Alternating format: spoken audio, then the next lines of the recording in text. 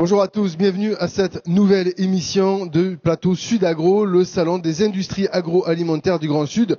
On va s'intéresser à cette filière agroalimentaire et agro-industrie au sein de la région Occitanie et on va en prendre le pouls et le poids économique avec notre invitée du jour, Nadine Loiret-Baldi. Bonjour. Bonjour. Vous êtes la référente régionale pour la filière agroalimentaire au sein de la DRAF Occitanie.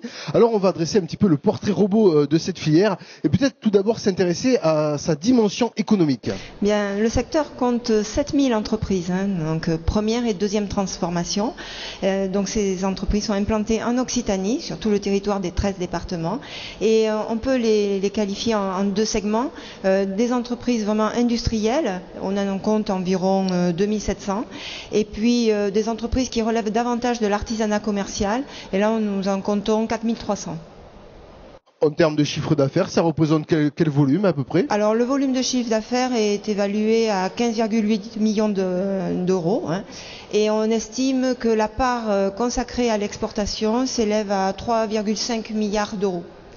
D'accord, donc 15,8 milliards d'euros et une part à l'exportation de... Combien vous dites pour l'exportation? 3,5. 3,5 pour l'exportation. Est-ce qu'on a d'autres chiffres économiques justement sur cette filière? Alors, on a la partie des industries agroalimentaires, donc ce segment industriel qui correspond à 7,8 milliards d'euros de chiffre d'affaires. Et dans le secteur de la transformation, il faut aussi ne pas oublier le secteur du stockage conditionnement de céréales et de la transformation des fruits, la première transformation des fruits, le conditionnement des fruits, qui est un secteur important dans notre région Occitanie. Et ce segment correspond à 6,8 milliards d'euros. Donc c'est cette première transformation de grains et de fruits qui est quand même presque équivalente au secteur industrie agroalimentaire pure. D'accord. Est-ce que vous avez des chiffres à nous donner sur l'activité vitivinicole?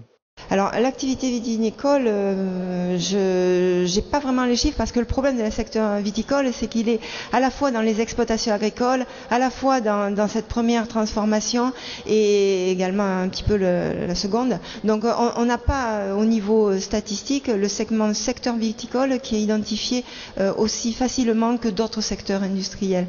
Mais il est bien évidemment d'un poids énorme pour la région. En matière d'emploi, justement, qu'est-ce que cela pèse aujourd'hui? Alors au niveau de l'emploi, on estime que cette première et seconde transformation agroalimentaire compte 50 000 emplois. Donc ça représente 27% de l'emploi industriel régional. Donc on parle souvent d'Airbus, mais quand même, on a un secteur qui est vraiment un secteur très important. Et si on ajoute à cette première et seconde transformation agroalimentaire tout l'amont agricole, nous avons réellement le leadership sur l'emploi dans la région. Très bien, alors ça c'est pour l'emploi justement.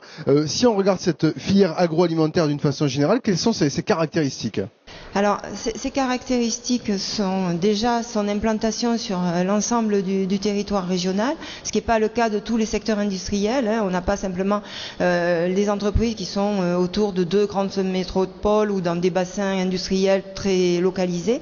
On a vraiment une atomisation des entreprises sur l'ensemble du territoire régional, ce qui contribue largement au maintien d'une économie en zone rurale.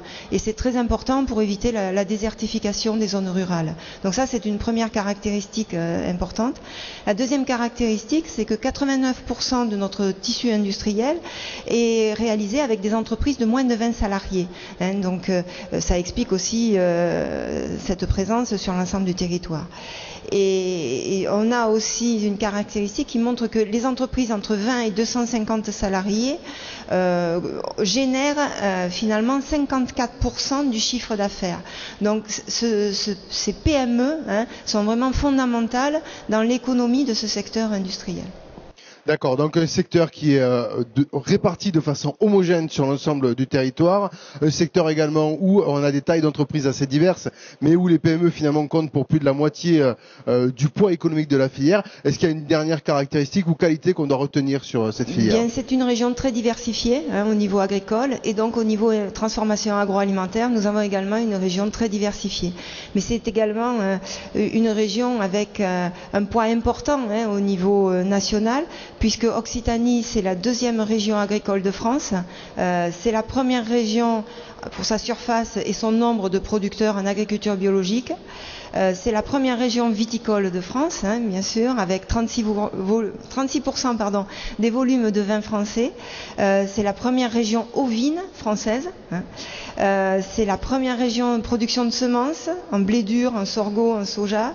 C'est la première région apicole de France. Hein, on oublie l'importance de l'apiculture aussi parfois.